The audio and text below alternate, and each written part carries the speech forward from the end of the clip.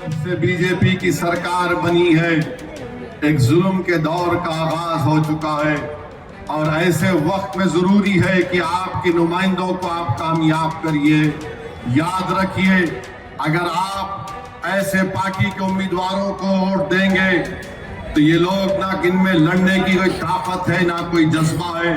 मजलिस अगर इलेक्शन लड़ रही है तो आवाम को कामयाब बनाने के अमरावती में आपको अपनी जमात को मजबूत और कामयाब करना है। ऐसे उम्मीदवारों के हक में अपने वोट का इस्तेमाल करके अपने वोट को ज़ाय होने से बचा लीजिए। मेरे अजीज दोस्तों और बुजुर्गों, आप जानते हैं मेरे भाई कि महाराष्ट्र में जब से बीजेपी की सरकार बनी है, एक जुल्म के दौर का आगाज हो चुका है और ऐसे वक्त में जरूरी है कि आपके नुमाइंदों को आप कामयाब करिए।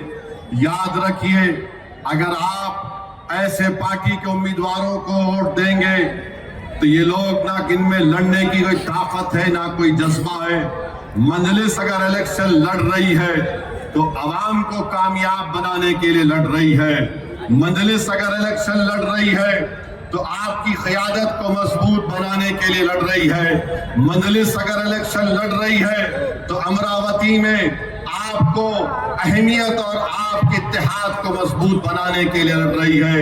ये दूसरे पार्टी के उम्मीदवार अगर इलेक्शन लड़ रहे हैं तो वो खुद को कामयाब करने के लिए लड़ रहे हैं। आप पतंग के निशान पर वोट देंगे तो ये आपकी कामयाबी होगी। अगर आप किसी और को वोट देंगे तो फिर ये उनके इनफरादियत की कामयाबी होगी और वो सिर्फ अपनी जात के लिए लड़ रहे हैं। मजलिस हर आवाम की और हर अमरावती के रहने वाले के लिए, उनके अच्छे मुस्तकबिल के लिए मजलिस आपके वोट के लिए लड़ रही है। तो मेरे अजीज दोस्तों और बुजुर्गों, पार्लियामेंट में आपने देख लिया कि वंदे मातरम के ताल्लुक से मजलिस इत्तेहादुल मुस्लिमीन के तरफ से हमने एक दलील और तमाम आइन का हवाला देकर इन तमाम को एक्सपोज कर दिया। और कौन था जो पार्लियामेंट में खड़े होकर कहा कि हम वतन की एक एक चप्पे से हमको मोहब्बत है, मगर हम जमीन और आसमान के खालिक की इबादत करते हैं।